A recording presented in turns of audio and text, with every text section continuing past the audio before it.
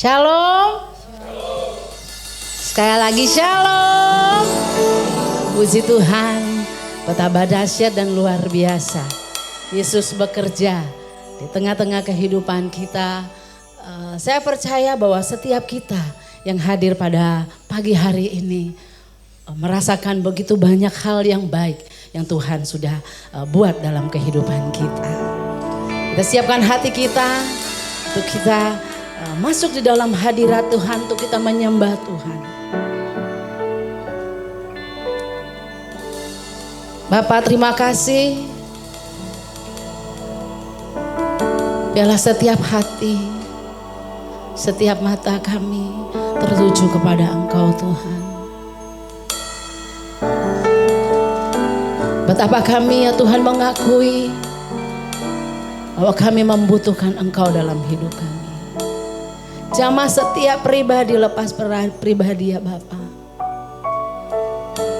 Biarlah setiap kita membuka hati kita untuk Tuhan bekerja lebih lagi dalam kehidupan kita. Kami serahkan ibadah ini ke dalam tangan-Mu. Dari awal, pertengahan hingga pada tamatnya Engkau menyertai, memberkati setiap kami.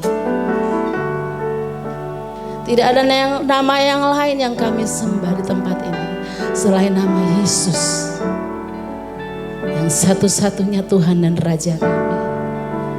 Demi nama Yesus yang hidup, semua kita yang siap menyembah Tuhan bersama katakan amin. Haleluya.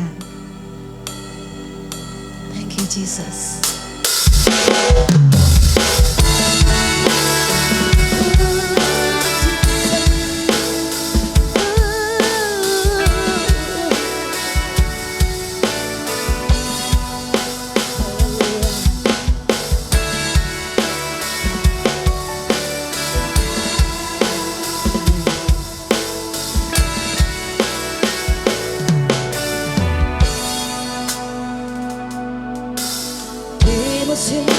Kehidupanku,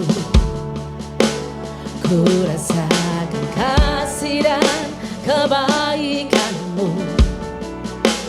tak pernah habis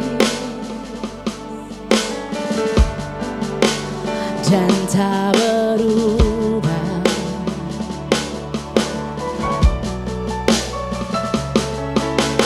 Di setiap langkah kakiku, firman-Mu pelita dan terang jalanku. Sungguh ajaib, oh, Engkau Yesus.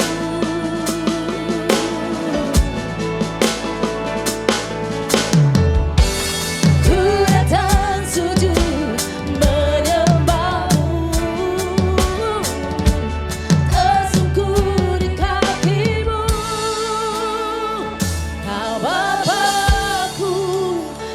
setia,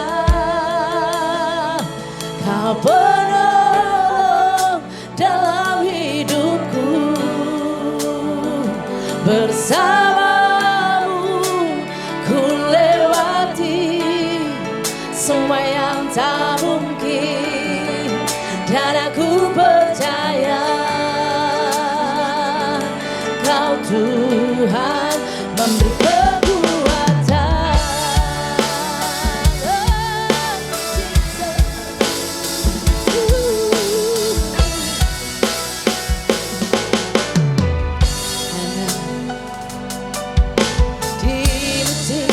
kehidupanku. Ku rasakan kasih dan kebaikan-Mu tak pernah habis, oh, dan tak berubah.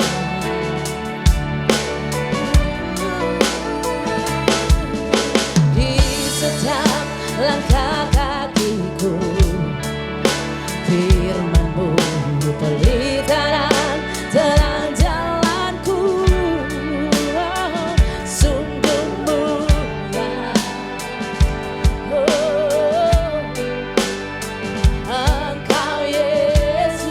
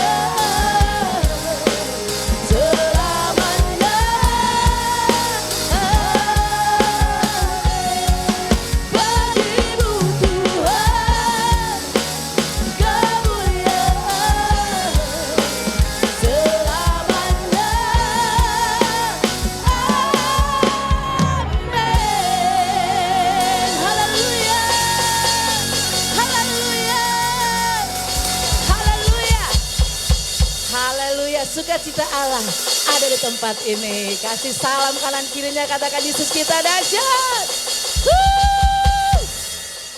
Haleluya.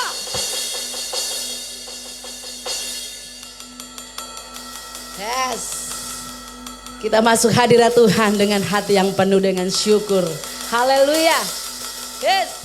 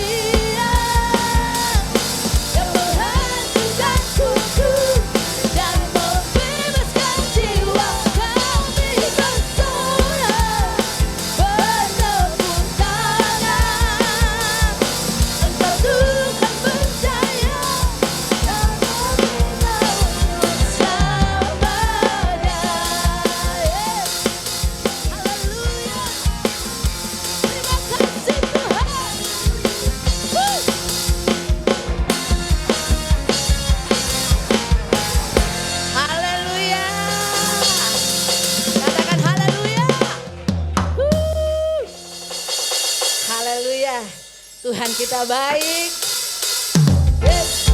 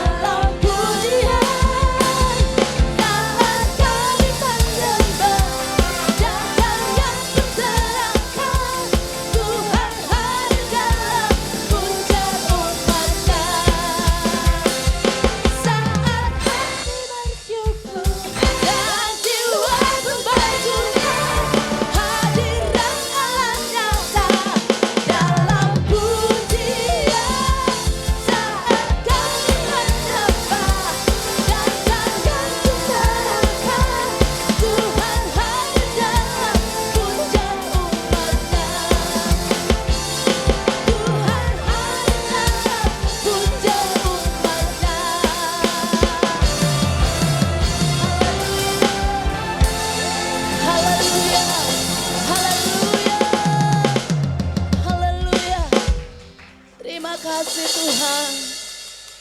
Terima kasih ya Yesus.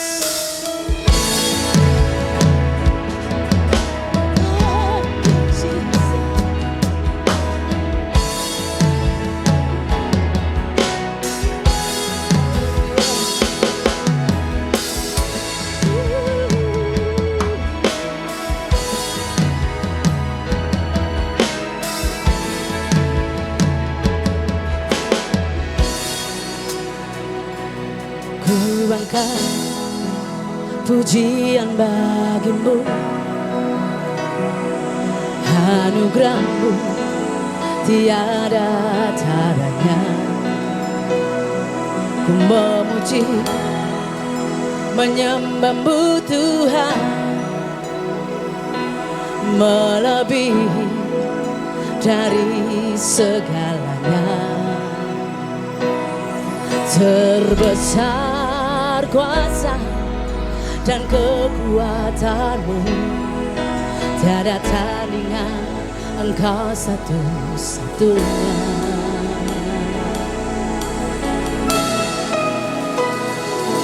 Engkau mulia, terbesar di dunia, terhebat, terdahsyat Kau Tuhan.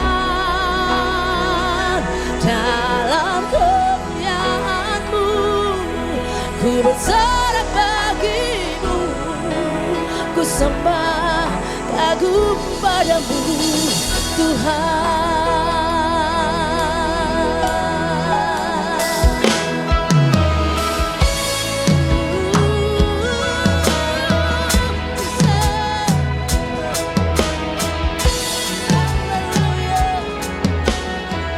Bersama kita katakan, ku bangkit pujian bagimu,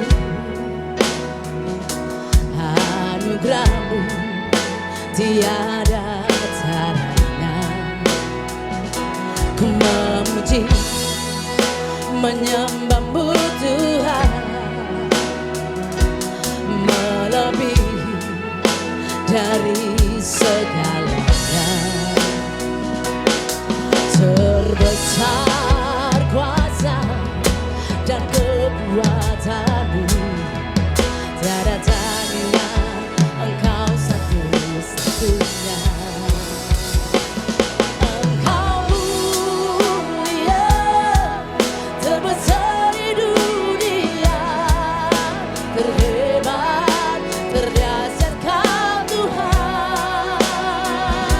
Dalam kemuliaan-Mu ku bersorak bagimu, ku sembah kagum padamu Tuhan.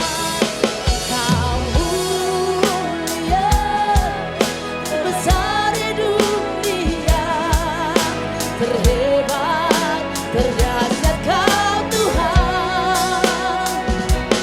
Dalam kemuliaan-Mu ku bersorak bagimu, ku sembah kagum padamu Tuhan. Kami bersorak tinggikan namamu, Kaulah segalanya. Praise the Lord, oh my soul. His grace is enough for me. Praise the Lord, oh my soul. His grace is enough for me.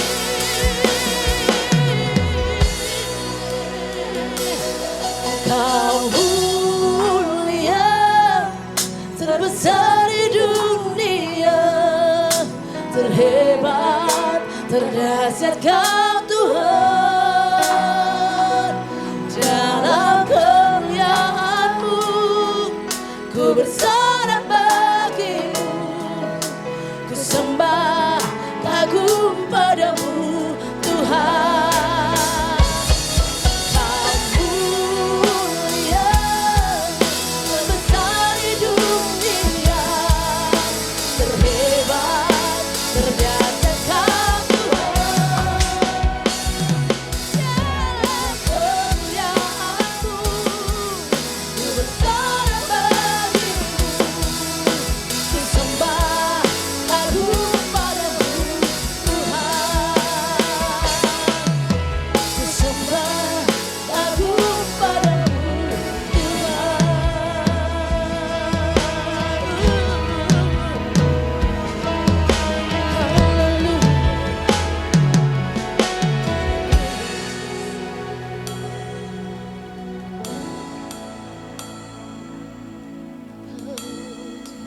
Tuhan atas kesempatan pada pagi hari ini Tuhan Yesus.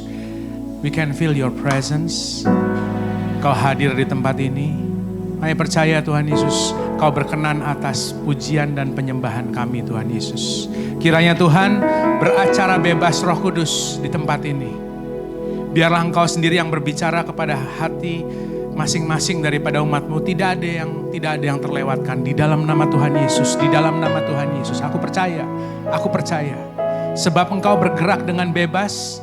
Kau tidak terbatas ruang dan waktu Tuhan Yesus. Kau tidak terbatas juga oleh pikiran kami Tuhan Yesus. Tidak terbatas oleh situasi kami. Tidak terbatas oleh apapun kondisi yang sedang kami alami. Di dalam nama Tuhan Yesus aku percaya Tuhan Yesus bahwa firman-Mu akan menetap di dalam hati kami. Dan kami akan menjalankannya dengan senang hati. Dengan damai yang sejahtera daripada-Mu. Terima kasih Tuhan Yesus. Biarlah kiranya waktu ke depan ini Engkau kuasai, Engkau ambil alih. Di dalam nama Tuhan Yesus kami berdoa. Yang siap mendengarkan firman Tuhan dan melakukannya katakan. Boleh kasih aplaus Bapak Ibu semuanya untuk tim Praise and Worship. By the way, tadi barusan lagu yang terakhir kita nyanyikan. Ya. Wah, saya sangat bersyukur pada Tuhan bahwa lagu yang barusan kita nyanyikan itu adalah lagu yang keluar dari ministry ini. Haleluya. Itu adalah lagu pertama yang dikeluarkan oleh ministry ini. Dan I believe ada lagu-lagu yang baru lagi yang akan dihasilkan, dikeluarkan, diciptakan. Jadi berkat bagi bukan cuma Tenggarong tapi buat Indonesia. Amin. Iya dong. Sekarang semuanya udah online kok. Sekali saja orang dengar lagu itu dan kemudian akhirnya mereka mau sama-sama menyanyikan di jemaat, nothing is impossible untuk Tuhan. Makanya saya tetap encourage saudara, ya. Barusan yang menciptakan lagu tadi Tuhan berikan hikmat melalui Elda. Tapi saya mau encourage saudara semua. Siapa yang bilang tidak ada lagu yang bisa keluar dari kehidupan saudara? Saudara punya pengalaman dengan Tuhan kok. Betul nggak? Saudara punya pengalaman dengan Tuhan kok. Di sini kita semua sama-sama punya pengalaman dengan Tuhan. Coba munculkan satu itu tadi fotonya. Saya mau bersaksi sedikit dulu. Saya tahu beberapa kesaksian saya ada yang mengenai suatu yang besar. Tapi saya juga suka bersaksi dengan yang kecil-kecil begini saudaraku. Ini gambar ban. By the way kalau nggak kelihatan ini gambar ban saudara. Ini gambar ban ya. Saya itu mungkin 3 bulan atau 4 bulan terakhir itu punya problem dengan salah satu ban di sebelah kanan, ya belakang itu ya. Itu selalu tiba-tiba tekanan anginnya turun gitu loh. Karena di mobil saya itu bisa kelihatan kalau tekanan anginnya turun kelihatan saudaraku langsung muncul lampunya. Ya kan? Nah kalau udah lampu muncul gitu kadang-kadang saya langsung lari cari ke tukang tambal ban ataupun tambah angin lah gitu. Dan itu berkali-kali saya kasih tahu. Muncul lampunya, saya mampir ke tempat tukang tambal ban, saya buka pintunya, saya ambil 10.000 perak, saya pikir oke, kita berkati tukang bannya ya kan. Walaupun tambal cuma 50.000 by the way saudaraku. Tapi saya ambil 10.000, saya ngobrol-ngobrol sama dia lalu kemudian Pak tolong tambahin angin. Tambahin angin aja, biasanya udah 28 jadi 40. Oke, udah itu berkali-kali muncul tanda berkali-kali saya tambahin angin sampai suatu kali kemarin saya harus pergi ke luar kota. Sebenarnya saya udah keluar kota beberapa kali sih dengan kondisi lampu nyala lalu kemudian saya tambah angin hilang lampunya lampu nyala lagi tambah angin hilang lampunya lagi kan seperti itu terus. Ya kan? Seperti itu terus. Saya pikir it's okay. Satu kali saya lagi mau keluar kota, ya kan? Entah kenapa saya berhenti ke tukang tambal ban yang sama, dia mengharapkan saya untuk isi angin lagi, ya kan? Tapi saya kali ini, walaupun saya waktunya lebih sempit, kenapa ada dorongan dalam hati saya untuk bilang, Pak, copot bannya. Sekarang saya mau tambal. Pak, sekarang saya mau tambal. Terus dia nanya sama saya, Bapak gak buru-buru? Soalnya dia tahu alasan saya lagi gak bisa Pak, saya lagi buru-buru. Tambah anginnya aja Pak, yang penting bisa buat jalan sampai ke Tenggarong. Dia udah tahu jawaban saya. Tapi yang kali ini saya bilang, Pak coba copot Pak, terus habis itu ditambal. Saudaraku, saya mau cerita bagaimana caranya dia ngelepas ban ini. Dia buka satu, dia ada lima mur, dia buka satu-satu. Lalu kemudian dia dongkrak dulu, pertama dia dongkrak dulu, dia buka murnya satu-satu, dia keluarin. Setelah bannya itu sudah keluar, saudara, setelah bannya udah keluar, ban ini ya, itu harus digembesi, saudara. Diambil itu apa namanya? Itu apa namanya? Ada, di itunya tempat lubang anginnya itu dicabut pakai apa? Dicabut pakai tang. Cetak gitu. Terus bunyinya, keluar anginnya kencang. Belum selesai, itu ban saudaraku ditekan pakai satu alat ya, pakai satu alat yang dia bunyinya tiba-tiba jedor keluar anginnya. Itu ditekan, digembosi. Bannya yang tadinya masih ada anginnya, cuman ukuran 28, kurang sih, tapi digembosi. Dihabisin, jeder. Sampai dia, kalau saya bisa jadi kayak ban ini saya teriak. Saya masih ada anginnya kok. Kenapa saya digembosin sampai harus ditekan das, gitu loh saudara, ditekan. Lalu kemudian tapi akhirnya dari situ itu saya mau kasih tahu makanya kenapa Tuhan sangat baik dan kalau Tuhan menggerakkan saudara untuk melakukan sesuatu taat saja, katakan taat saja. Karena Roh Kudus pekerjaannya adalah dia memberi saudara prompting atau saudara kayak diingatkan sesuatu, tak di sini, oke di sini. Saudara diingetin. Hari itu pas waktu lagi bannya itu dicopot saudaraku.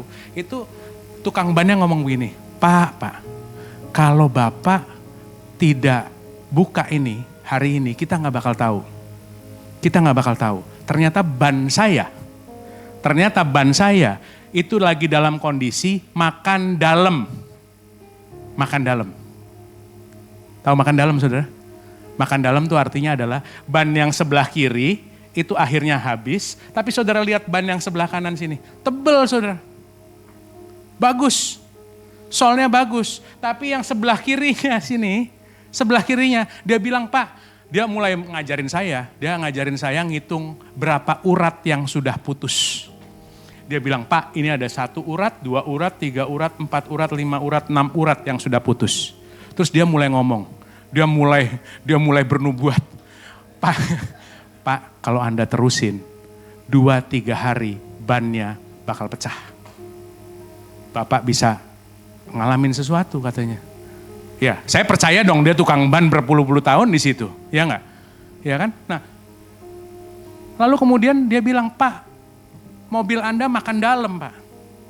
Makan dalam maksudnya gimana? Jadi enggak stabil, Pak. Dia hanya habisin yang sebelah bagian dalam terus. Sampai akhirnya 1 urat putus, 2 urat putus, 3 urat putus, 4 urat putus. Akhirnya cuma 2 atau 3 hari lagi dia bilang kalau Bapak terusin ya pecah bannya.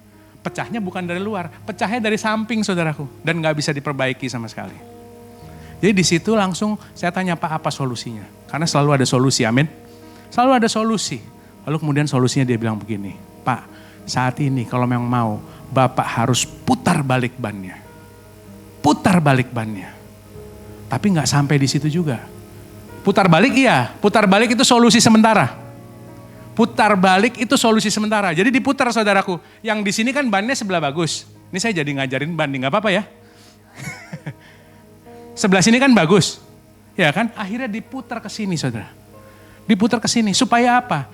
Memang mobil saya masih makan sebelah kiri. Tapi akhirnya ban yang sebelah kiri lebih tebal. Jadi seperti baru lagi. Diputar balik. Ban yang awalnya ada di sebelah kanan diputar balik ke sebelah kiri. Akhirnya dia bilang begini, Pak, kalau begini mobil Bapak bisa berjalan lebih lama. Bapak masih bisa berjalan lebih jauh katanya. Ya kan? Tapi jangan berhenti sampai di situ Pak. Masalahnya nggak selesai. Bapak cuma nyelesain suatu akibat saja. Padahal sebenarnya kita harus nyelesain permasalahannya. Permasalahannya adalah mobil itu perlu disporing. Ban ini akhirnya perlu disporing sehingga tidak makan dalam lagi. Saya bilang dalam, ini pelajarannya banyak sekali. Karena terkadang dalam kehidupan kita saudaraku, kita seperti ini. Kita lagi makan dalam kehidupan kita. Yang bikin kehidupan kita makan dalam itu adalah dosa saudara. Iya, dosa. Kita nggak tahu, pokoknya kita udah ada alarm nih. Lampu kuningnya udah nyala, sama kayak mobil saya tadi. Tiba-tiba lampu kuningnya nyala. Terjadi permasalahan dalam rumah tangga, terjadi permasalahan dalam kantor, terjadi permasalahan dalam hubungan, terjadi masalah dalam finansial dan lain-lain. Itu. Lalu kemudian kita cuma berusaha tambah angin. Kita berusaha tambah angin lagi. Sama kayak saya, cari sesuatu yang bisa menyelesaikan untuk hari itu. Bisa menyelesaikan untuk hari itu, saudara. Tapi sebenarnya permasalahannya bukan begitu. Ternyata kalau saya lihat dari apa yang terjadi di sini, saya perlu bongkar bannya, copot, lalu kemudian digembesin saudaraku. Nggak enak digembesin. Digembesin nggak enak. Itu ada suatu proses di mana saudara kehilangan sesuatu yang ada dalam, misalnya seperti itu. Tapi untuk sesuatu yang bisa membuat saudara berjalan lebih jangka panjang. Akhirnya berbalik. Berbalik itu katakan bertobat, saudara. Bertobat dari segala sesuatu. Dan bukan cuma berbalik saja, dibalik tadi oke, bisa berjalan mungkin 2 bulan, 3 bulan gak akan ada masalah. Tidak akan ada masalah. Tapi yang paling penting adalah perlu disporing. Perlu terus berjalan di dalam sesuatu hal yang membuat saudara tidak melenceng kanan, tidak melenceng kiri, akhirnya makan di dalam. Ini kehidupan, saya belajar dari ban seperti ini juga bisa. Kita bisa belajar dari sesuatu kan. Hikmat berseru-seru di pinggir jalan, betul gak? Ini di pinggir jalan saudaraku. Ini di pinggir jalan. Kita bisa lihat bahwa ada sesuatu yang dalam kehidupan kita yang mungkin lagi memakan kita dari dalam. Menghancurkan, memutuskan urat-urat kehidupan kita satu persatu. Sampai kita kalau gak sadar saudaraku, kayak tadi tukang ban. Pak, kalau Bapak paksa 2-3 hari lagi bisa meledak. Bisa meledak. Tapi saudaraku, saya cuma mau bilang sama beberapa kita di sini, bahkan mungkin untuk kita semua di sini, putar balik tadi. Putar balik tadi. Berbaliklah dari sesuatu yang mungkin selama ini kita nggak sadar, saudara. Kita nggak sadar. Oke, cari Tuhan. Lalu kemudian kita putar balik, kita bertobat, saudara. Dan di tengah-tengah perjalanan kita menjalani hal tersebut. Ya, ketika kita sudah bertobat, kita harus menghidupi firman Tuhan. Menghidupi firman Tuhan. Akhirnya apa? Kita bisa berjalan lebih lama, lebih panjang di dalam kehidupan, dan kehidupan kita memuliakan bagi nama Tuhan. Amin. Memuliakan bagi nama Tuhan. Saya sekarang bertobat saudaraku. Kalau misalnya sampai ada lampu nyala di mobil saya nggak akan cuman nambahin angin lagi. Sekarang saya mau cek, copot bannya. Kalau perlu cek, dia mesti ambil 2 paku saudara yang ada di situ. Memang ada 2 paku di situ. Dan itu sakit. Dan itu yang akan kita belajar hari ini. Itu yang akan kita belajar hari ini. Kita akan belajar satu hal yang membuat saudara dan saya dewasa. Satu-satunya yang membuat kita menjadi serupa seperti Kristus, tapi kita nggak mengerti bahwa itu adalah satu-satunya alat atau salah satu kendaraan yang paling efektif untuk kita menjadi dewasa dan serupa seperti Kristus, itu dinamakan proses. Ketika seorang melalui proses di dalam kehidupannya, itu adalah suatu kendaraan yang sangat baik, kendaraan yang sangat strategis di dalam kehidupan kita untuk kita menjadi dewasa. Saudara bisa menjadi dewasa dengan saudara lebih banyak mendengarkan firman Tuhan, lebih banyak membaca Alkitab, amin. Lebih banyak mendengarkan khotbah, amin. Saudara bisa catat firman Tuhan sebanyak mungkin yang saudara mau, amin. Tapi kalau satu hal yang paling strategis yang saudara bisa lakukan untuk saudara menjadi dewasa dan saudara menjadi serupa seperti Kristus adalah ketika saudara menang di dalam proses yang saudara alami. Yang mengerti katakan amin. Iya loh. Kalau saudara menang di dalam proses, saudara mengunyah proses saudara dengan baik, akhirnya saudara bertumbuh dewasa dan saudara serupa seperti Kristus. Ketika saudara tetap berjalan di dalam iman saudara, tetap berjalan dalam kebenaran firman Tuhan dalam kehidupan saudara. Saya ulang sedikit, ada beberapa poin di sini. Yang saya sudah sampaikan selama 2 minggu terakhir, 3 minggu terakhir. Ya, dan kita bersyukur kemarin kita ada workshop, ada pelatihan yaitu menghidupi karakter Kristus. Dari Om Frankie, beliau adalah mentor saya, saudaraku. Dia adalah penatua rock ministry. Dia adalah penatua rock ministry. He is a man of God. Dia adalah hamba Tuhan yang terpilih. Saya sangat menghargai beliau. Beliau adalah orang tua buat saya. So, di dalam kita proses menuju kepada kedewasaan, saudaraku, menuju kepada kedewasaan, kita butuh namanya bimbingan. Katakan bimbingan. Kita butuh bimbingan, saudara. Kita butuh bimbingan. So, di dalam proses menjadi dewasa, ada beberapa hal yang saya sudah sampaikan tadi. Di dalam beberapa minggu terakhir, tujuan kehidupan bukan kesempurnaan tetapi kedewasaan. Poin yang berikutnya adalah menjadi tua itu adalah otomatis, menjadi dewasa itu adalah pilihan saudara. Saudara mau menjadi tua, otomatis. Saudara cukup makan tidur, besok jadi tua. Lebih tua 1 hari, lebih tua 2 hari, lebih tua 3 hari. Dan saya nggak tahu, semakin tua, semakin berapa banyak urat yang putus tadi kayak ban tadi. Berapa banyak? Berapa banyak urat-urat yang putus seperti tadi. Urat-urat yang putus tuh bisa jadi kalau buat saya itu menggambarkan hubungan yang terganggu, menggambarkan finansial yang kacau, menggambarkan hutang pihutang, menggambarkan rumah tangga yang ribut terus. Itu urat-urat yang putus, satu urat demi satu urat, saudaraku. Tapi saudara nggak sadar, kita bisa nggak sadar. Kita bisa nggak sadar. Lalu kemudian, orang dewasa bertanggung jawab, katakan tanggung jawab. Anak-anak lepas tanggung jawab. Kan kita udah sepakat tentang ini. Kalau saudara diberikan tanggung jawab, kita berusaha untuk menerima dan menjalankan tanggung jawab itu dengan sangat baik. Karena dari situlah kita akan mencerminkan Kristus dalam kehidupan kita. Orang dewasa berespon dengan benar, walaupun diperlakukan dengan salah. Nah itu, ini yang susah kadang-kadang. Ini yang susah, termasuk buat saya, buat yang ngomong di sini. Kadang-kadang kalau kita udah bersikap dengan benar, tapi direspon dengan salah, kita juga susah. Juga susah kadang-kadang. Kadang-kadang kita nggak bisa merespon kembali dengan benar juga. Tapi itulah di situ saudara, kalau saudara mau melawan itu, mau membalik tadi, sesuatu yang sedang memakan saudara dari dalam, dia tidak memakan saudara lagi. Haleluya. Dia tidak memakan lagi saudara. Saudara balik itu, saudara. Makanya yang paling penting menang di sini. Menang di sini. Menang di dalam pikiran kita. Ya kan? Lalu kemudian orang dewasa tidak pernah merasa dirinya menjadi korban daripada situasi. Mentalitas korban. Orang dewasa tidak pernah merasa dirinya menjadi korban daripada sebuah situasi, sebuah kondisi atau sebuah sebuah situasi, kondisi atau hal-hal tertentu di dalam kehidupan dia. Dia tidak pernah merasa jadi korban. Karena apa? Karena dia memiliki kontrol terhadap dirinya. Dia tidak terganggu dengan hasil. Saya ulang sekali lagi. Orang dewasa tidak terganggu dengan hasilnya. Tapi sebab dia tahu, dia nggak bisa ngontrol hasil. Berapa banyak dari kita yang saat ini sedang khawatir, sedang frustrasi, sedang stres saudaraku. Karena apa? Karena kita berusaha untuk mengontrol hasil. Padahal kita tahu yang bisa kita kontrol itu hanya apa yang kita bisa lakukan. Kita nggak bisa mengontrol hasil. Ada seorang pribadi di atas sana yang mengasihi saudara. Yang berkuasa dan mengontrol penuh dan yang memegang penuh atas hasil yang saudara lakukan. Kita nggak perlu berpikir tentang apa hasilnya after this. Apa respon daripada orang itu. Apa yang akan dihasilkan dari hubungan ini. Apakah hubungan ini akan berlanjut kepada pernikahan atau hanya akan sia-sia?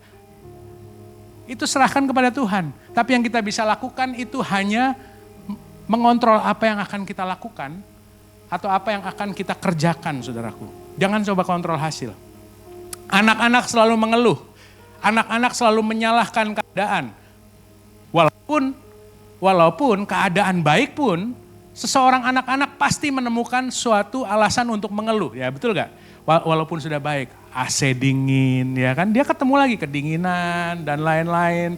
Ya, Selalu ada suatu alasan untuk mengeluh. Tapi orang dewasa selalu ada alasan untuk dia bersyukur Bapak Ibu. Selalu ada alasan untuk dia bersyukur walaupun di dalam suatu situasi yang tidak baik pun. Orang yang kanak-kanak itu selalu menemukan sesuatu yang dikritik, tapi orang dewasa selalu mencari cara untuk berkontribusi. Kita udah belajar ada 3 fase. Fase dependent atau fase di mana orang itu lumpuh. Lalu kemudian ada fase di mana orang itu sudah berdiri atau independent, sudah mandiri, sudah merdeka. Tapi dia baru hidup untuk dirinya sendiri. Lalu kemudian ada satu fase di mana interdependent, di mana dia sudah kehidupannya fase di mana dia sudah menjadi berkat bagi orang lain. Di mana hal-hal yang perkataan dia berubah. Apa yang saya bisa bantu untuk kamu? Apa yang kita bisa doakan sama-sama? Apa yang kamu bisa dapatkan keuntungan dari saya? Bagaimana kehidupan saya bisa membantu kamu? Dan lain-lainnya. Jadi bukan hidup atas dasar belas kasihan orang, tadi visi yang pertama. Yang kedua, bukan hidup untuk diri sendiri, tapi kehidupannya menjadi berkat bagi orang lain. Kita mau jadi fase yang ketiga kan Bapak Ibu, ya enggak? Tapi itu perjalanan, tidak ada bayi yang lahir langsung kumisan, kan betul, ya enggak? Ya kan, jadi memang perlu proses, memang ada proses untuk pendewasaan. Ya kan, kan ada 3 cara untuk hidup di dalam dunia ini. Yang pertama adalah cara dunia adalah akan membuat saudara tenggelam. Ya kan? Yang kedua adalah cara agama. Cara agama akan membuat saudara bertahan saja dalam kehidupan saudara. Bertahan. Saudara hidup untuk diri saudara sendiri. Yang penting saya tidak melakukan sesuatu yang jahat. Saya juga tidak akan menerima sesuatu yang tidak baik. Seperti itu. Saudara akan bertahan di dalam suatu kondisi hanya bertahan. Tidak tenggelam tapi hanya bertahan. Tapi ada satu kehidupan di mana itu adalah berjalan di dalam prinsip kingdom ataupun kerajaan Allah saudaraku. Di mana prinsip-prinsip kerajaan Allah saudara-saudara bisa baca di dalam Alkitab saudara. Dan semua prinsip kerajaan Allah itu iya dan amin. Di dalam kerajaan Allah kita bukan mendapatkan dengan cara kita mengambil, amin. Kita mendapatkan dengan cara kita memberi loh saudaraku. Itu adalah suatu prinsip kerajaan Allah yang tidak mungkin akan dilanggar dan akan terjadi dalam kehidupan saudara. Kita bukan menjadi pemimpin ataupun kita bukan menjadi yang terhebat atau teratas dengan cara kita menginjak orang lain, tapi dengan cara kita melayani menjadi hamba. Itu prinsip kerajaan Allah. Dan itulah yang akan terjadi dalam kehidupan saudara dan saya ketika kita berjalan di dalam fase yang ketiga. Orang-orang yang mau mempraktekkan prinsip-prinsip kerajaan Allah di dalam kehidupannya, dia menjalankan yang namanya karakter Kristus di dalam kehidupannya. Kehidupan dia jadi berkat. Orang-orang juga, saudara tahu kan kalau misalnya ada orang-orang yang memiliki kontribusi di luar sana, memiliki orang hidupnya jadi berkat di luar sana. Orang-orang di sana juga menerimanya dengan senang hati. Mereka hormat kepada saudara. Mereka menerima saudara dengan baik. Ya walaupun terkadang bisa saudara disalahgunakan, ya bisa. Tapi buat saudara bilang, kalaupun saya disalahgunakan, saya melakukannya untuk Kristus, amin. Iya dong, gak apa-apa dong. Memang seharusnya orang itu diuntungkan dari kehidupan saudara. Jangan saudara merasa saudara disalahgunakan. Iya, saya beberapa kali dalam kondisi di luar sana, saya merasa bahwa apakah kita terlalu baik dan akhirnya kita agak tipis dengan bodoh. Iya. Tapi saya di situ saya balik bannya, saya bilang I'm doing this for you Lord. Saya melakukan ini untuk Engkau Tuhan. Saya bukan melakukan untuk orang-orang ataupun tidak melakukan untuk organisasi, bukan melakukan untuk gereja, bukan melakukan untuk komunitas. I'm doing this for the Lord. Aku melakukan untuk Tuhan, sama juga dengan kehidupan saudara. Mungkin, nah di dalam situ, di dalam kehidupan kita, kalau misalnya kita bisa masuk di dalam fase yang ketiga ini, fase interdependent ini saudaraku. Kehidupan saudara berbuah. Karakter Kristus yang saudara mau hidupi, saudara mulai beri kehidupan saudara. Orang-orang akan melihat saudaraku bahwa kehidupan saudara berdampak. Kehidupan saudara berbuah. Kehidupan saudara dinikmati oleh orang lain. Iya kan? Hari ini saya mau, apa yang Tuhan taruh dalam hati saya tadi itu satu, proses. Karena saudara bisa bertumbuh lewat firman Tuhan, yes, amin. Saudara bisa bertumbuh lewat khotbah, yes, amin. Menjadi dewasa lewat khotbah, menjadi dewasa lewat pergaulan, yes dan amin. Walaupun pergaulan yang buruk bisa merusakkan kebiasaan yang baik, itu juga hati-hati. Karena kalau kita bergaul dengan orang-orang yang kanak-kanak, kemungkinan besar kita akan tertarik menjadi anak-anak lagi. Ya kan? Betul nggak? Kalau kita bergaul dengan orang-orang yang dewasa, saudaraku, saudara akan tertarik untuk berpikir secara dewasa, berbicara seperti orang dewasa, bertingkah laku seperti orang dewasa. Saya sedang masuk dalam satu hal yang memang proses tadi. Proses itu adalah kesempatan terbaik saudara melihat kebaikan Tuhan. Proses itu adalah suatu kesempatan strategis untuk saudara bisa mendapatkan loncatan-loncatan yang membuat saudara menjadi dewasa. Kemarin Om Frankie sempat kasih contoh. Proses itu bisa terjadi dan proses itu sebenarnya semuanya netral di dalam kehidupan kita. Yang memberikan posisinya itu positif atau negatif terhadap proses ini adalah kita sendiri, betul kan? Iya kan? Seperti contohnya hujan. Waduh Pak, mau ke gereja tiba-tiba hujan lebat, ya kan? Buat orang yang lagi mau pergi ke gereja mungkin aduh kenapa hujan ya? Jadi proses. Dia jadi mengalami suatu boleh dibilang quote and quote jadi seperti hambatan untuk dia pergi ke gereja ataupun pergi ke tempat yang lain lah, kita nggak usah ke gereja lah. Dia lagi mau pergi kondangan tiba-tiba udah pakai batik kebaya yang bagus, atau hujan, ya kan? Itu jadi suatu hambatan, proses buat dia.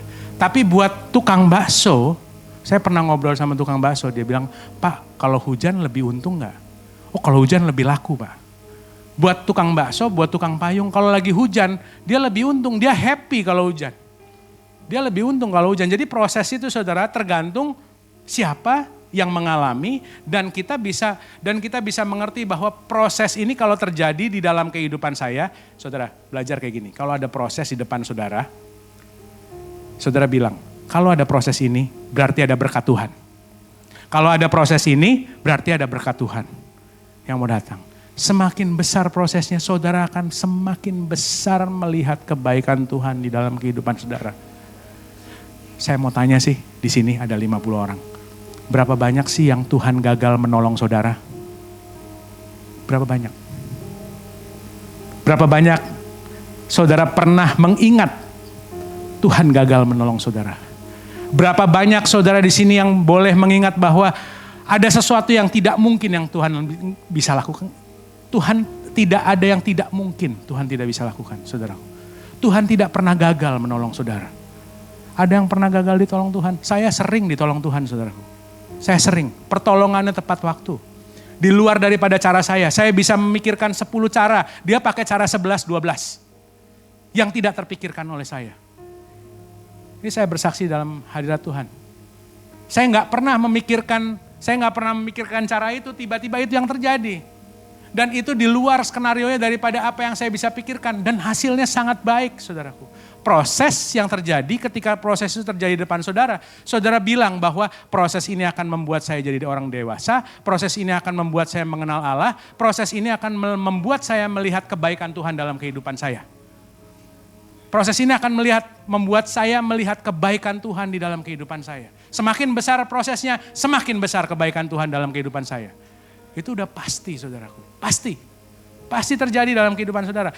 Karena proses itu pasti terjadi. Saudara suka gak suka, mau gak mau, proses itu pasti terjadi dalam kehidupan saudara.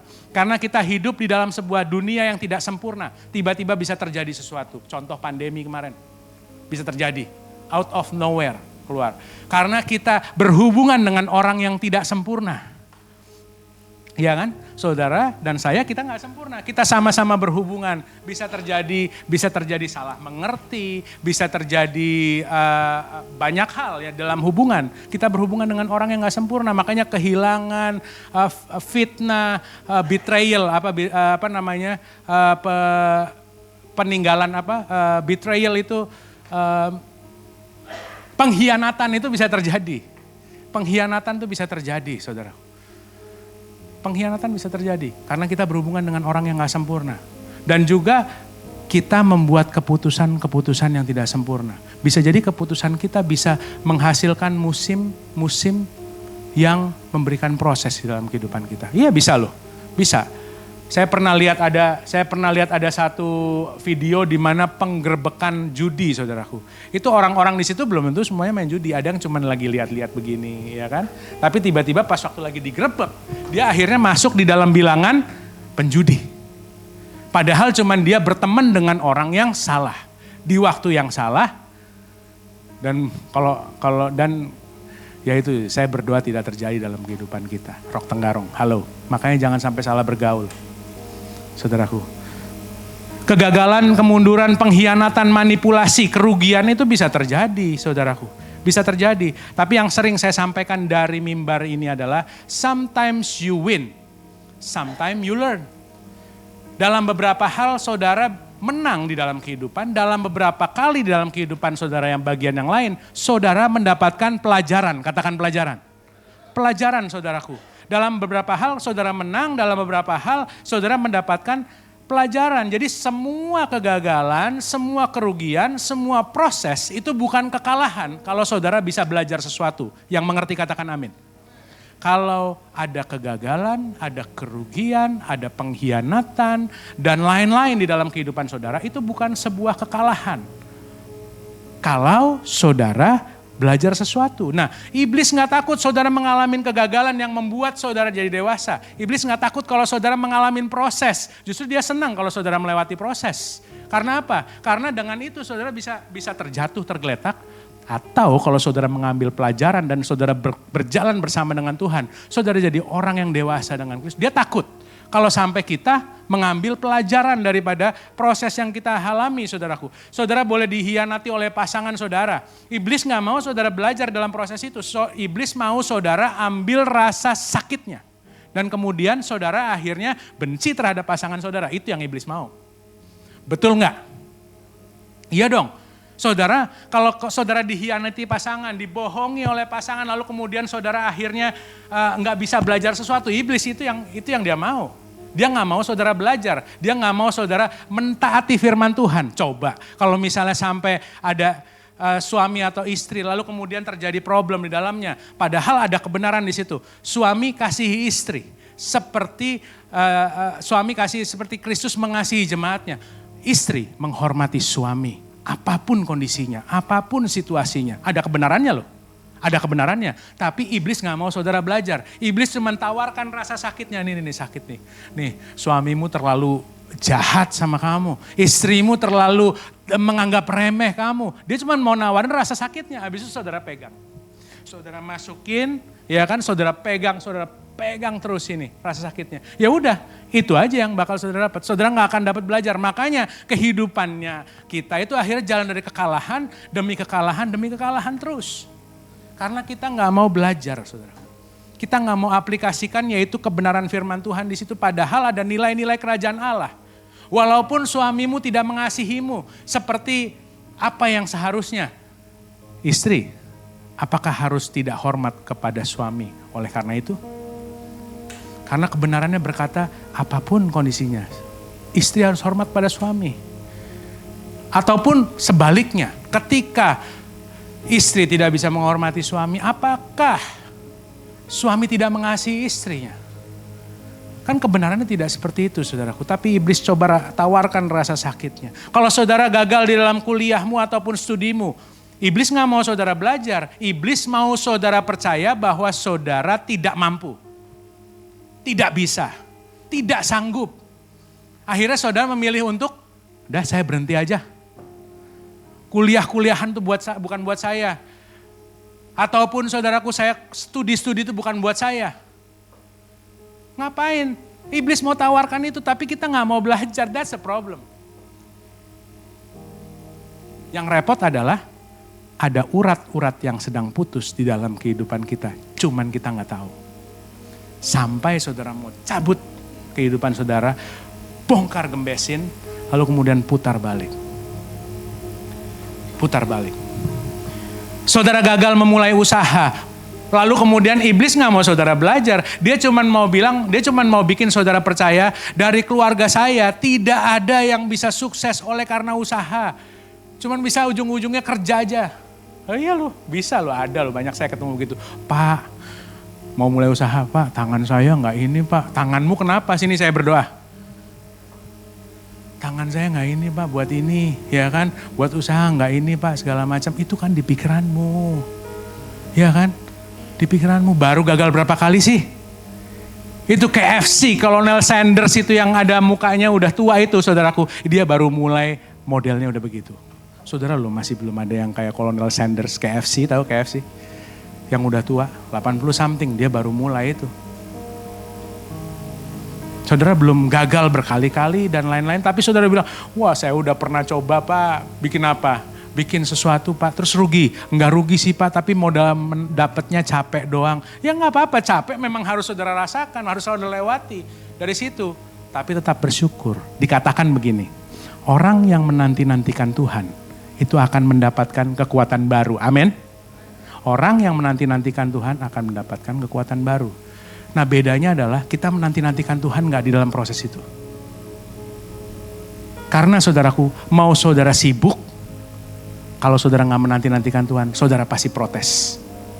Saudara nganggur, saudara gak menanti-nantikan Tuhan, juga saudara protes. Saudara menikah juga, kalau saudara gak menantikan Tuhan, saudara protes. Yang jomblo udah umur, udah hampir kelewat, juga dia protes kalau dia gak menanti-nantikan Tuhan.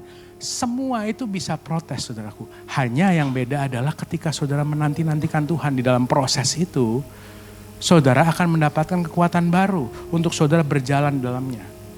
Iblis takut kalau saudara belajar sesuatu dan bertumbuh di dalam proses yang saudara sedang lewati di dalam Tuhan. Nah itulah yang kita akan belajar hari ini. Itulah yang akan kita belajar hari ini. Roma 5 ayat 3-4. Coba ayatnya. Bisa kita baca sama-sama? 2, 3. Kita malah bermegah juga dalam kesengsaraan kita, karena kita tahu bahwa kesengsaraan itu menimbulkan ketekunan, dan ketekunan menimbulkan tahan uji, dan tahan uji menimbulkan pengharapan.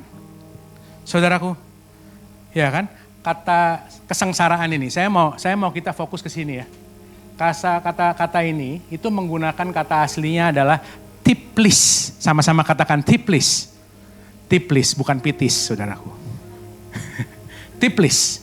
Ya. Jadi kesengsaraan ini kata-katanya adalah tiplis. Tiplis ini dalam beberapa terjemahan bahasa Inggrisnya itu menggunakan kata-kata pressure atau tekanan. Jadi orang bisa mengalami tekanan itu sama dengan kesengsaraan. Orang bisa mengalami yang namanya distress, depresi. Pernah ada dalam kondisi tersebut, depresi? Depresi. Itu juga sebut sebagai kesengsaraan. Ada kata-katanya menggunakan trial. Trial itu saudaraku adalah pergumulan. Saudara pernah bergumul? Bergumul itu juga termasuk di dalam kesengsaraan. Tiplis tadi. Tiplis. Ada juga kata-kata menggunakan problem, masalah. Itu juga masuk di dalam kesengsaraan. Kesengsaraan itu bukan cuman masalah, bukan cuman pencobaan, tapi satu kata yang menarik dari tiplis ini adalah beban. Beban. Jadi beban yang begitu menekan kehidupan saudara, itu masuk di dalam sini. Tiplis tadi. Kesengsaraan saudara dan saya. Kita diminta untuk bermegah di dalam kesengsaraan kita. Karena kita tahu Tuhan campur tangan di dalam segala sesuatunya. Nah, kenapa orang itu mengalami kesengsaraan? Kalau kita balik semuanya karena dosa. Kejadian 3 ayat 16, coba lihat. 3 ayat 16, saya jelasin sedikit. Nih, karena engkau mendengarkan ayat 17. Karena engkau mendengarkan perkataan istrimu dan memakan buah dari pohon yang telah kuperintahkan kepadamu. Ini waktu lagi Adam dan Hawa jatuh ke dalam dosa. Maka dikatakan terkutuklah tanah karena engkau. Yang dikutuk Tuhan tanah atau Adam dan Hawa? Terkutuklah tanah. Jadi saudaraku, saudara diberkati. Waktu lagi Adam dan Hawa diberkati lalu dibilang beranak cuculah dan penuhilah bumi. Itu berkat Tuhan saudara di situ. Di dalam kehidupan saudara dan saya. Jadi orang jatuh ke dalam dosa, ya kan? Dia mengalami kesengsaraan sebab apa saudaraku? Sebab tanahnya dikutuk. Tanahnya dikutuk. Oleh karena itu akhirnya orang itu harus bekerja dengan keras untuk mengusahakan tanah pada saat itu. Ya kan? Bekerja dengan keras. Nah itu beban yang pertama yang Tuhan berikan kepada manusia. Beban kesengsaraan, beban tekanan, beban masalah. Bukan dari Tuhan untuk Adam dan Hawa. Tapi kepada tanahnya. Sehingga dia harus memiliki sebuah usaha untuk dia mengerjakan sesuatu daripada tanah itu. Karena Adam dan Hawa dia hidup dari tanah. Dia hidup dari apa yang dihasilkan oleh tanah saudaraku. Yakobus 1 ayat 17. Setiap pemberian yang baik dan setiap anugerah yang sempurna datangnya dari atas, diturunkan dari Bapa segala terang, padanya tidak ada perubahan atau bayangan karena pertukaran. Saudara, proses yang ada dalam kehidupan saudara, kesengsaraan, masalah, tekanan, tadi apalagi problem, trial, pergumulan, itu bukan datang dari Bapa segala terang. Segala sesuatu yang dari Dia baik adanya, amin. Saudara jangan pernah berpikir, Tuhan kenapa aku mengalami pergumulan. Halo, padahal saudaraku, apa yang saudara lakukan itu membuat saudara mengalami pergumulan itu. Sebenarnya sudah ada tanda-tanda alarm, halo. Sudah ada alarm di dalam kehidupan saudara, lampu kehidupan saudara udah mulai nyala tuh. Nyala tuh, ada sesuatu yang harus diperbaiki nih di dalam finansialmu. Di dalam rumah tanggamu, di dalam keluargamu, di dalam kantormu dan lain. Lampunya sudah mulai nyala, ceting, hati-hati. Tapi saudara labrak terus. Ya no wonder lah akhirnya terjadi kesengsaraan, terjadi proses di dalam kehidupan kita. No wonder terjadi seperti itu. Akan tetapi segala sesuatu yang baik itu datangnya dari Tuhan, saudaraku. Dan kita akan sangat cepat mengetahui kesengsaraan ataupun proses karena itu akan mengusik zona nyaman saudara. Mengusik zona aman saudara dalam semua hal. Kesengsaraan, saudara pasti tahu nggak? Kalau ada tekanan, ada pergumulan langsung tahu nggak? Tahu kan kalau ada masalah kan? Pasti langsung tahu saudaraku. Dan saudara harus menang di dalam tempat pertempuranmu yang sesungguhnya. Yaitu adalah pikiranmu, your mind, next. Tempat pikiran saudara itu adalah tempat pertempuran saudara yang sesungguhnya. Karena tadi saya bilang bukan cuman masalah saja yang ada jadi beban di dalam kehidupan kita. Kesuksesan itu kalau misalnya tidak kita andalkan Tuhan, kita tidak menanti-nantikan Tuhan, itu juga bisa menghancurkan kehidupan kita. Semuanya ada di pikiran kita, saudara. Sudah menikah ataupun belum menikah, tadi saya bilang itu juga bisa sama-sama saudaraku memiliki beban tersendiri di dalam kehidupan kita. Alkitab mengatakan kuncinya adalah menanti-nantikan Tuhan. Bukan cuman bilang orang yang gak menikah aja kok, dia bisa bilang wah sengsara banget ya saya gak menikah gitu. Tapi ada juga orang yang menikah bilang kehidupannya rumah tangganya kayak neraka. Ada loh saudara, ada yang sampai ngomong begitu. Bukan cuman orang yang tidak punya keuangan yang baik saja, yang bermasalah keuangannya aja yang sengsara. Tapi orang yang kaya hidupnya juga saya pernah dengar saudaraku. Bahwa kehidupannya kayak orang sengsara. Kayak orang sengsara, dia jadi kayak ketakutan terus. Kehilangan sesuatu yang dia sudah kumpulkan luar biasa. Atau kalau orang sudah luar biasa finansialnya, penyakitnya yang berikutnya adalah rakus, serakah. Jadi sama-sama orang kekurangan ataupun orang berlebih saudaraku, dua-duanya bisa mengalami sebuah kesengsaraan di dalam kehidupannya. Tapi masalahnya kita menanti-nantikan Tuhan gak, berpengharapan gak. Nah ada kabar baik tadi dalam Roma 5 ayat 3. Next yang di Roma tadi boleh dimunculkan. Ada kabar baik buat saudara bahwa kesengsaraan, bahwa beban itu bukan produk akhir. Kesengsaraan ataupun masalah ataupun pergumulan itu adalah bahan baku, katakan bahan baku. Bahan baku untuk apa saudaraku? Bahan baku untuk menimbulkan ketekunan. Jadi kesengsaraan di dalam kehidupan kita saudaraku. Alkitab bilang bahwa pencobaan yang kita alami itu adalah pencobaan yang biasa yang kita bisa tanggung. 1 Korintus 10 ayat 13 dikatakan. 1 Korintus 10 ayat 13. Setiap cobaan yang saudara alami adalah pencobaan yang lazim dialami manusia. Tetapi Allah setia pada janjinya, Ia tidak akan membiarkan saudara untuk dicobai lebih daripada kesanggupan saudara. Besarnya cobaan saudara, besarnya kesengsaraan yang datang di dalam kehidupan saudara, besarnya proses di dalam kehidupan saudara, itu tidak akan mendikte saudara apakah saudara jatuh tergeletak atau tidak. Tapi kemauan saudara untuk terus berjalan dalam proses tersebut dan bagaimana saudara melewati ataupun menang atas proses tersebut akan menentukan ukuran daripada kehidupan saudara. Gini, maksud saya gini. Saudara tangkap baik ya, Saya nggak terlalu bisa jelasin dengan kata-kata yang padat. Size daripada kehidupan saudara tidak akan bisa ditentukan oleh proses yang saudara alami. Maksudnya gini, proses yang saudara alami tidak akan pernah menentukan kehidupan kita itu kerdil atau besar. Tidak akan pernah. Tapi bagaimana saudara mau menang ataupun menjalani proses yang tadi boleh terjadi di depan saudara ini. Dan saudara melewatinya bersama dengan Tuhan. Itulah yang akan menentukan size, ukuran daripada kehidupan saudara. Apakah saudara akan jadi kerdil atau saudara jadi pribadi yang besar. Saudara pribadi yang interdependent tadi, saudaraku. Karena dari 1 Korintus ini saya bisa bilang bahwa loh, saudaraku, semua cobaan yang Anda alami hari ini mau cobaan dalam rumah tangga, mau cobaan dalam finansial, mau cobaan dalam hubungan, saudara dihianati dan lain-lain, itu cobaan biasa. Next slide. Cobaan biasa. Saudara pasti bisa melewatinya. Kalau saya boleh analogikan, itu seperti vaksin, saudara. Vaksin ini fungsinya apa? Vaksin ini fungsinya adalah menimbulkan antibodi, menimbulkan kekebalan tubuh. Vaksin ini adalah sebuah virus yang dilemahkan, saudaraku. Tapi dia disuntikan untuk supaya tubuh kita bereaksi dan akhirnya kita memiliki antibodi. Iya kan? Jadi pencobaan proses yang saudara hari ini sudah alami, saya boleh bilang, bukan cuman seperti virus yang sudah dilemahkan, tubuhmu pasti bisa melewatinya, jiwamu pasti tetap segar melewatinya, pikiranmu pasti tetap makmur melewati proses tadi. Bukan cuman itu, saya mau kasih tahu bahwa proses yang saudara alami itu sudah dikalahkan Tuhan Yesus 2000 tahun yang lalu di atas kayu salib. Dia sudah menang atas itu, saudaraku. Apa sih cobaan yang saudara alami? Dihina, dicaci, dimaki, dia udah lewatin. Dikatakan di Alkitab, dia imam agung yang mengerti kesusahan kita.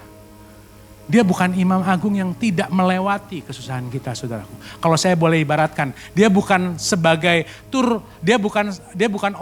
kalau Tuhan Yesus sebagai seorang tour leader gitu ya. Dia adalah tour leader yang mengerti bagaimana membawa saudara kepada tujuan.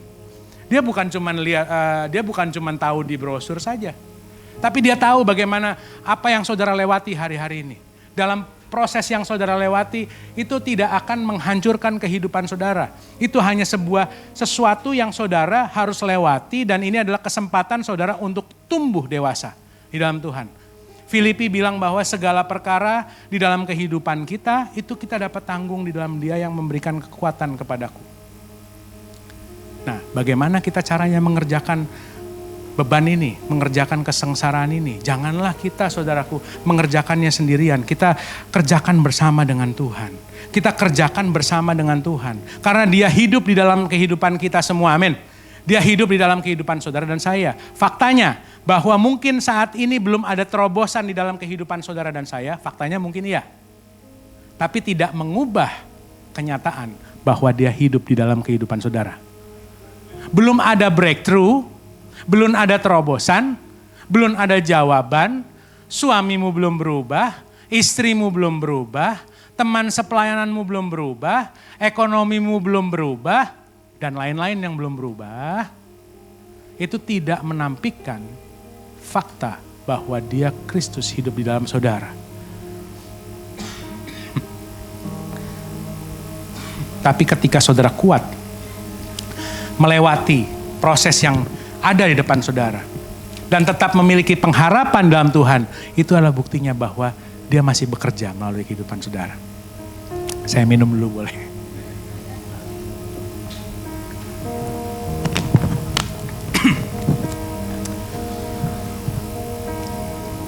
Saudara, balik lagi ke Roma sebentar. Saya masih punya 10 menit lagi. Orang yang dewasa itu akan melihat ayat ini. Orang yang dewasa itu akan melihat ayat ini menguntungkan kehidupan dia. Saudara tangkap baik, perhatikan baik, saya cuma 10 menit lagi. Orang kalau dewasa dia akan melihat ayat ini menguntungkan kehidupan dia. Kenapa? Karena Alkitab tuh jelas kok. Alkitab itu adalah manual book untuk kehidupan kita. Apakah Alkitab ini mau menyarankan sesuatu yang buruk untuk ciptaan Tuhan? Ya atau tidak? Tidak kan? Dia udah ngomong loh. Dia udah ngomong. Hai anak-anakku, kesengsaraan ini bukan produk akhir. Jadi kamu jangan sayang dengan kesengsaraan ini, kamu jangan sayang dengan masalah ini, kamu jangan sayang dengan proses ini. Ini bukan produk akhir, ini bahan baku. Ya kan? Karena apa? Kesengsaraan itu akan menimbulkan ketekunan. Jadi saudara harus lepaskan kesengsaraan tadi. Jalankan proses tadi, berjalan di dalam proses itu bersama dengan Yesus. Itu akan menjadi sebuah produk yang baru, yaitu adalah ketekunan. Saudara akan tekun di dalam Tuhan. Tapi berapa banyak saudara? Berapa banyak yang melihat ayat ini, itu melihatnya, oh ini kok untuk kepentingan Tuhan, untuk supaya apa? Supaya kenapa masa sih Tuhan mau lihat ciptaannya tuh megangin kesengsaraan terus sih? Coba, saya minta tolong beberapa orang maju, anak-anak youth lah. Ayo, contohnya ini kesengsaraan. Contohnya ini kesengsaraan. Ya 3 orang. 3 orang, ayo.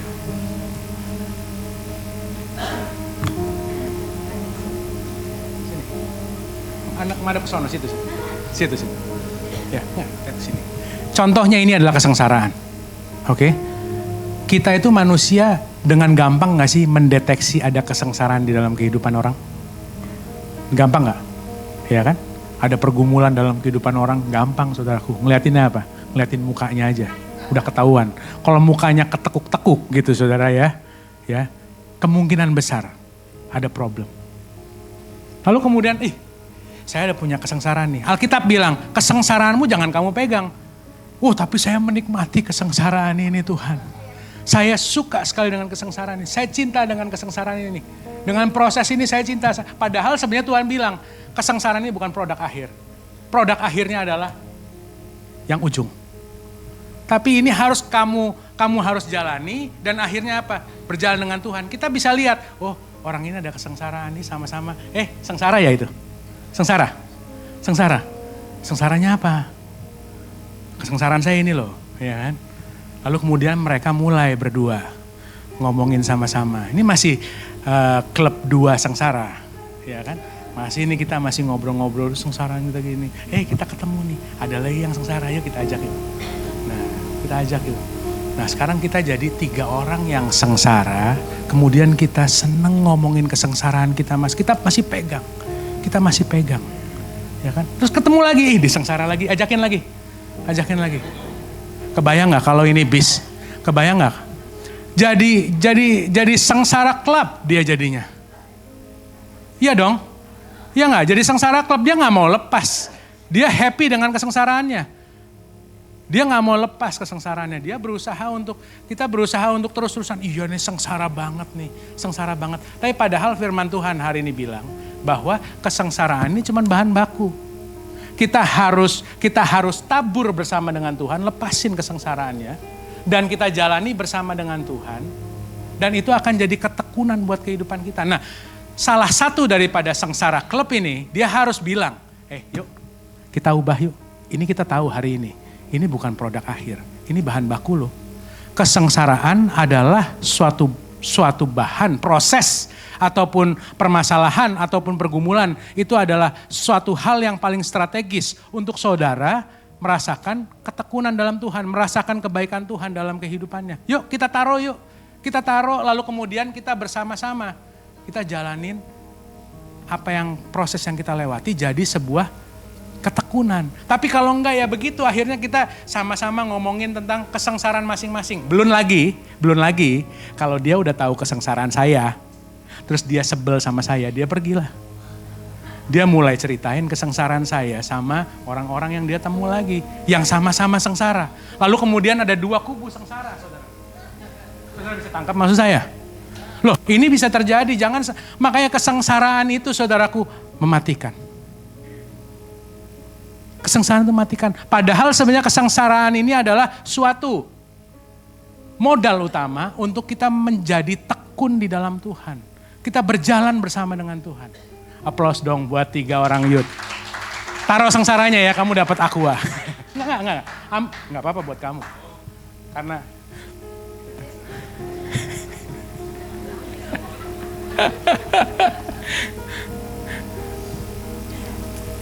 Alkitab nggak bilang begitu loh saudara. Alkitab bilang bahwa kesengsaraan bukan produk akhir. Tapi kita suka memegang kesengsaraan kita. Kita pilih dengan kuat, saudaraku. Padahal harusnya itu menimbulkan ketekunan. Kita terus tekun di dalam Tuhan. Dalam proses kita lewati Tuhan. Aku gak mampu, aku gak sanggup Tuhan Yesus. Tapi aku tahu tidak ada cobaan yang aku lewati lebih daripada kemampuanku. Aku jalan. Lalu Tuhan, Engkau bilang aku lebih daripada pemenang, aku akan tekun. Tuhan, Engkau yang bilang bahwa tangisan terdengar sepanjang malam tapi menjelang pagi terdengar sorak-sorai. Aku masuk dalam kehidupanku. Besok ada pagi hari, ada sorak-sorai kemenangan dalam kehidupanku. Lalu kemudian Tuhan ada proses Tuhan.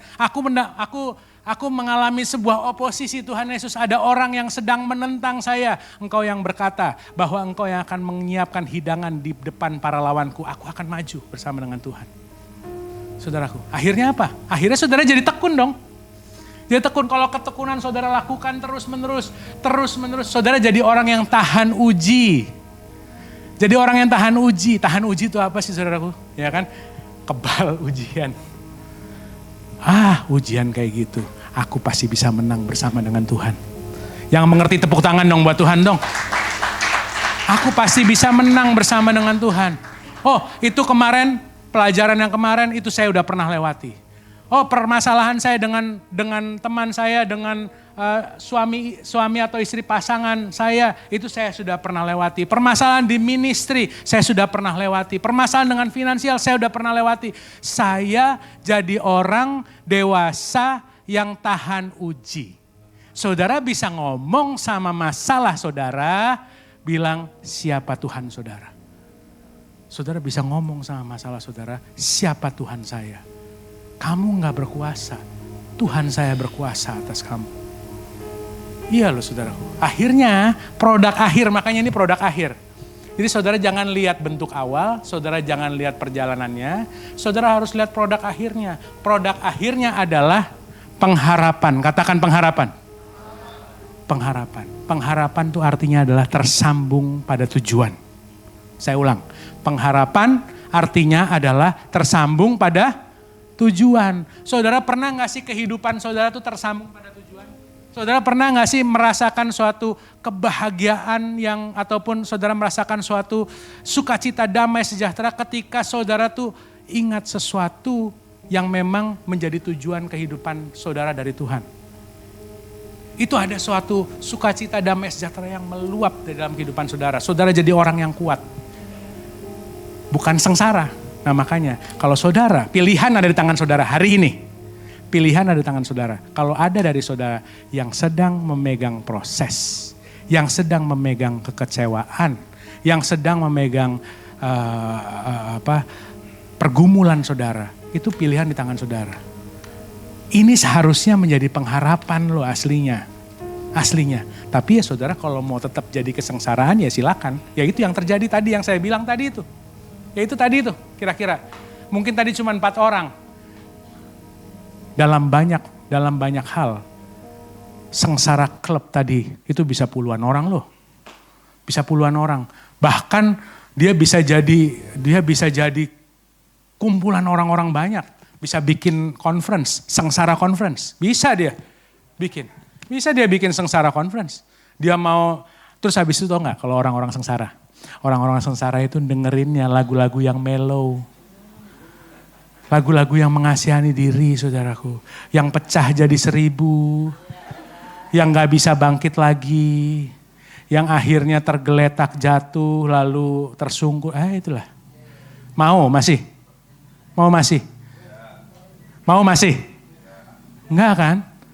Karena sengsara itu adalah bahan baku daripada pengharapan saudaraku. Jadi apapun musimnya, apapun prosesnya, pengharapan ataupun hope, ataupun tersambung kepada tujuan, itu akan membuat kehidupan saudara menjadi indah. Coba katakan kepada teman saudara samping kanan kiri, kehidupanmu pasti indah. Kehidupanmu pasti indah. Bilang lagi sekali lagi, karena kamu punya pengharapan di dalam Tuhan.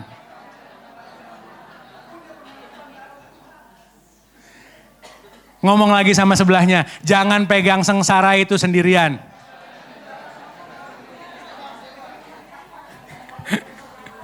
Karena itu memang harusnya jadi pengharapan di dalam Tuhan. Karena itu memang harusnya jadi pengharapan di dalam Tuhan. Saya tutup dengan ini. Saya masih punya 7 menit. Tadi 10 menit, tadi barusan pakai 3 menit doang. Oke, saya tutup dengan ini. Satu gambar yang terakhir. Next. Next. Oke, saudaraku, ini adalah mutiara. Ya, mutiara. Berapa banyak saudara suka pakai perhiasan mutiara? Gak ada yang angkat tangan, berarti berlian semua di sini. Haleluya. Oke, ini adalah perhiasan saudaraku, tapi saya cerita sedikit. Mutiara ini adalah suatu perhiasan yang alami, ya kan? Mutiara bisa dihasilkan secara alami, tapi bisa juga petani mutiara. Tapi either way, dua-duanya mau dia alami ataupun dia petani mutiara, caranya cuma satu. Caranya adalah ada benda asing yang masuk di dalam kerang tersebut. Benda asing itu apa? Kalau petani mutiara itu naruh pasir di dalam. Jadi dia taruh pasir nih di dalam nih. Ini ada mutiaranya gitu ya. Dia taruh pasir 1. Tek gitu. Taruh pasir 2. Kalau kerangnya cukup besar ditaruh pasir 2. Makanya bisa ada yang hasilnya 2. Ditaruh pasir saudaraku. Dan kalau saudara mau tahu, pasir yang masuk di dalam kerang tersebut, pasir itu menyakiti kerang itu. Pasir itu melukai kerang itu. Pasir itu saudaraku membuat kerang itu iritasi. Membuat kerang itu akhirnya merasakan sakit luar biasa. Merasakan tidak nyaman.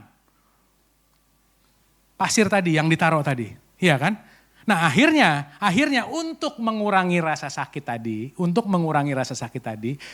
Kerang ini mengeluarkan sebuah lapisan yang akhirnya akan melapisi untuk melindungi dirinya dari iritasi tadi, melindungi dirinya dari kesakitan tadi, ya kan? Nah, lapisan yang dikeluarkan oleh kerang ini itu disebut sebagai lapisan nacre. Nacre, saya ambil dari Google. Saudara percaya aja sama saya, tampang saudara kelihatannya nggak percaya, nacre pokoknya, ya kan? Saya udah baca di Google kok, tenang aja. Ya. Lapisan nacre. Ya. Tujuannya dia keluarin lapisan nacre tuh untuk apa? Untuk supaya dia tidak sakit kan. Jadi dia lapisin itu pasir satu lapisan nacre. Sakitnya masih sakit banget, masih sakit banget. Dia keluarin lagi lapisan nacre yang kedua, lapisan 3, 4, 5, berapa lapis? Ratusan. Iya kan? Nah, dia terusin keluar. Tapi fungsinya dia mengeluarkan lapisan nacre ini adalah untuk apa? Apakah untuk menghasilkan mutiara yang indah? Bukan. Tujuannya apa? Menghindarkan dia dari rasa sakit. Menyembuhkan dirinya. Akhirnya apa? Dia 1 lapis, 2 lapis, terus berlapis-lapis saudaraku. Akhirnya keluarlah suatu mutiara yang indah ini. Padahal kerang ini mengeluarkan lapisan tadi itu untuk menghilangkan rasa sakit dia. Menyembuhkan dia dari iritasi. Di saat yang sama dia menghasilkan sesuatu yang indah. Di saat yang sama dia menghasilkan sesuatu yang indah saudaraku. Tapi saya mau tanya sekarang dari gambar ini. Kenyataannya, pasirnya hilang atau tidak? Saudara belum nangkep, saudara kelewatan sesuatu. Pada akhir daripada proses kerang ini, pasirnya hilang atau tidak? Tidak hilang. Pasirnya tidak hilang Bapak Ibu. Pasirnya berubah bentuk. Amin. Pasirnya berubah bentuk. Itulah kesengsaraan saudara. Kesengsaraan saudara harus berubah bentuk di dalam nama Tuhan Yesus. Di dalam nama Tuhan Yesus. Kesengsaraan saudara harus berubah bentuk di dalam nama Tuhan Yesus. Ada pengharapan di dalam kehidupan saudara. Jadi 1 lapis demi 1 lapis. Ini kalau yang sesuai dengan Roma tadi, dikatakan dia melapisi dengan ketekunan. Dia lapisin ketekunan terus menerus. Akhirnya dia jadi tahan uji. Setelah udah tahan uji saudaraku, dia akhirnya memiliki pengharapan. Itu produk final daripada kesengsaraan. Jadi saya juga bersyukur bahwa pasirnya gak hilang. Berapa banyak dari kita yang berdoa, Tuhan kalau misalnya ada proses-proses ini hilangin aja Tuhan. Kalau ada kesengsaraannya hilangin aja Tuhan. Berapa banyak dari saudara? Mulai sekarang ubah sedikit doanya. Tuhan ubah proses ini menjadi sesuatu yang indah bagi kehidupan saya. Yang mengerti tepuk tangan bagi Tuhan. Ubah kesengsaraan ini jadi sesuatu yang indah buat kehidupan saya. Karena saudaraku, kalau sampai pasirnya hilang dari kerang ini, dari kerang tiram ini, berarti tidak ada mutiara yang terjadi. Saudara bisa tangkap sesuatu? Kalau pasirnya hilang dari mutiara ini, dalam proses lapisan yang pertama, lapisan yang kedua, lapisan yang ketiga, lalu kemudian kerang ini berusaha untuk membuka. Lalu kemudian ada air yang menyapu pasir itu, gagal jadi mutiara. Gagal terjadi sesuatu yang indah di dalam yang dihasilkan daripada kerang ini, saudaraku. Jadi kesengsaraan itu pasti menghasilkan pengharapan dalam kehidupan saudara. Saya undang para pelayan. Jadi kesengsaraan itu harus berubah bentuk. Dia pasti menghasilkan pengharapan kok, seperti ini. Dia pasti menghasilkan sesuatu yang indah kok di dalam kehidupan dia. Ada pengharapan, ada suatu gairah di dalam kehidupan saudara. Itu adalah prinsip daripada kerajaan Allah. Prinsip daripada kerajaan Allah, saudaraku tadi. Ini saudara tangkap ya, prinsip ini ya saudara. Kita bawa pulang dan kita pegang di dalam pikiran kita. Dalam hati kehendak kita. Kalau saudara ketemu kesengsaraan, jangan minta kesengsaraan ini pergi. Kalau ada proses itu, jangan minta proses itu pergi. Kalau sampai ada tekanan, jangan minta tekanan itu pergi. Saat ini saudaraku, kalau ada tekanan, proses, permasalahan, pergumulan dalam kehidupan saudara, saudara bilang terima kasih Tuhan. Ini adalah pasir yang masuk dalam kehidupan saya. Saya akan mengeluarkan lapisan demi lapisan. Lapisannya saudaraku, iman. Lapisannya saudaraku, doa. Lapisannya saudaraku adalah saudara bergantung pada Tuhan, menanti-nantikan Tuhan. Saudara lakukan, lalu saudara berjalan. Akhirnya saudaraku, saudara memiliki pengharapan. Saudara jadi orang yang indah di hadapan Tuhan. No wonder orang-orang yang seperti itu saudara. Orang-orang yang memiliki pengharapan di dalam kehidupannya. Orang-orang yang tersambung pada tujuan Tuhan di dalam kehidupannya. No wonder kehidupan orang-orang seperti itu bergairah. No wonder kehidupan orang-orang seperti itu mengalami kemenangan demi kemenangan di dalam kehidupan dia. No wonder, tidak heran saudara kalau ada mujizat-mujizat yang terjadi dalam kehidupan orang tersebut. Dan tidak heran kalau orang di luar sana melihat kehidupan saudara seperti permata, seperti mutiara yang indah tadi. Sebab saudara sudah melapisi kehidupan saudara iman demi iman. Doa, permohonan, ucapan, syukur, saudara lapisi terus kehidupan saudara. Akhirnya sengsara udah gak kelihatan. Sengsaranya udah gak kelihatan. Dia udah berubah jadi pengharapan. Yang menerima firman ini dalam hatinya, berikan tepuk tangan bagi Tuhan. Mari kita bangkit berdiri. Mari kita bangkit berdiri.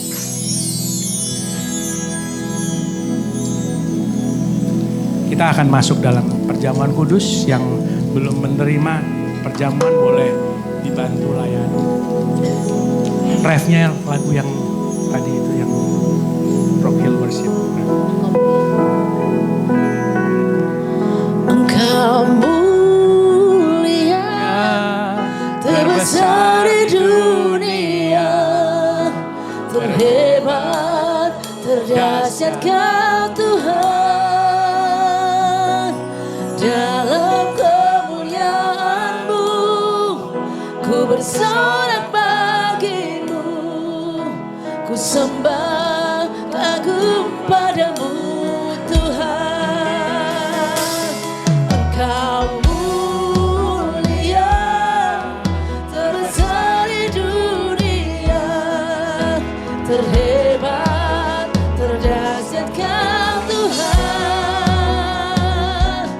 Dalam kemuliaan-Mu, ku bersorak bagimu, ku sembah kagum padamu Tuhan. Saudara sudah terima Jamuan. Now you know. Sekarang saudara tahu. Sekarang saudara sudah tahu kebenarannya. Bahwa kesengsaraanmu, bahwa prosesmu, bahwa pergumulanmu adalah pergumulan biasa. Bahwa pergumulanmu, sengsaramu itu tidak seharusnya tetap di dalam bentuk itu. Tapi seharusnya itu menjadi pengharapan di dalam Tuhan. Seharusnya saudara melapisi satu demi satu kesengsaraan saudara, pergumulan saudara dengan iman saudara. Saudara katakan, aku punya Tuhan yang besar. Aku terbatas tapi Tuhanku gak terbatas. Aku tahu ada kebutuhan hari ini, tapi Tuhanku tidak pernah gagal mencukupi kebutuhanku. Dia tahu apa yang aku butuhkan. Dia suruh aku lihat burung di udara. Dia suruh aku lihat bunga di ladang. Bagaimana dia memelihara burung di udara. Bagaimana dia memberikan warna-warni yang indah untuk bunga di ladang, saudaraku. Oleh karena itu aku gak mau kesengsaraanku ini ada di tempat yang itu terus. Aku gak mau kesengsaraanku selalu ada menjadi bentuk itu terus. Kesengsaraanku akan membuat hidupku menjadi indah di dalam Tuhan. Dan itu akan terjadi di dalam kehidupan saudara, di dalam nama Tuhan Yesus. Kesengsaraanmu tidak akan tetap menjadi kesengsaraan. Kesengsaraanmu akan berubah bentuknya. Dan jangan pernah saudara keluar daripada kesengsaraan itu tanpa saudara mendapatkan pelajaran. Tanpa saudara memiliki sebuah iman percaya kepada Tuhan. Tanpa saudara memiliki pengharapan dalam Tuhan. Karena seharusnya kesengsaraan itulah yang membuat saudara menjadi orang yang dewasa dan berpengharapan dalam Tuhan. Angkat roti saudaraku. Di dalam roti ini ada firman dan kita percaya bahwa firman ini adalah perkataan Tuhan untuk kita. Saudara baca apa yang ada di dalam roti saudara itu. Ada ayatnya di situ. 2, 3. Berbahagialah yang suci hatinya karena mereka akan melihat Allah. Terima kasih Tuhan. Sebab Engkau yang menyucikan kami. Sebab Engkau yang membuat kami melihat Engkau. Sebab Engkau yang membuat orang-orang melihat Engkau melalui kehidupan kami. Bukankah roti yang kita angkat tinggi ini saudaraku dan kita ucapkan syukur atasnya adalah persekutuan kita dengan tubuh Kristus. Mari kita makan bersama di dalam nama Tuhan Yesus.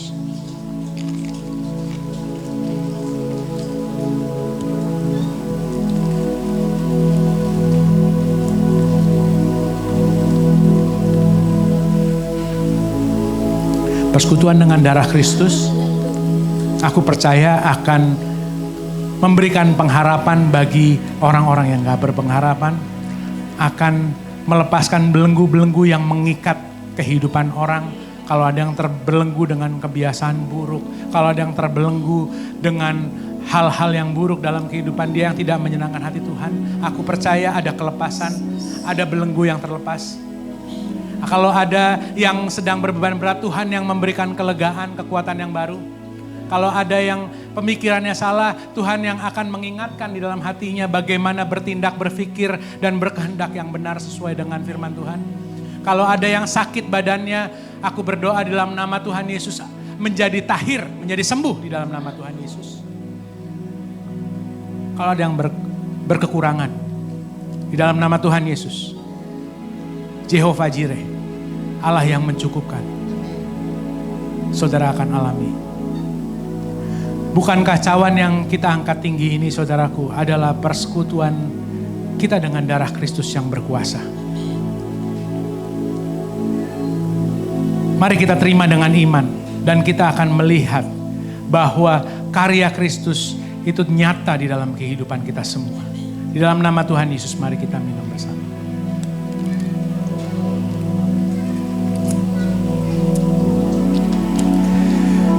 Syukur padamu Tuhan, kami bersyukur Bapa, bersyukur buat kasih setiamu yang lebih dari hidup kami. Terima kasih Bapa, terima kasih Yesus, terima kasih Roh Kudus, terima kasih Yesus. Tuhan sentuh umat-Mu di siang hari ini Tuhan Yesus. Bekerjalah Roh Kudus. Kami percaya Tuhan, kalau ada yang sedang memiliki pergumulan Tuhan Yesus, kalau ada yang memiliki pergumulan, di dalam nama Tuhan Yesus, pergumulan itu tidak akan menghancurkan saudara. Pergumulan itu akan membuat saudara menjadi pribadi yang lebih kuat di dalam nama Tuhan Yesus. Pergumulan itu akan membuat saudara menjadi pribadi yang indah. Sebab Tuhan tidak pernah meninggalkan kehidupan saudara. Sebab Tuhan bersama dengan saudara. Dia mengasihi saudara. Dia mengasihi saudara. Dia mengasihi saudara. Bless these people, Lord. Amin. Kami percaya Tuhan. Kami percaya Tuhan. Tangan-Mu atas semua kami. Tangan-Mu atas setiap kami. Terima kasih Yesus.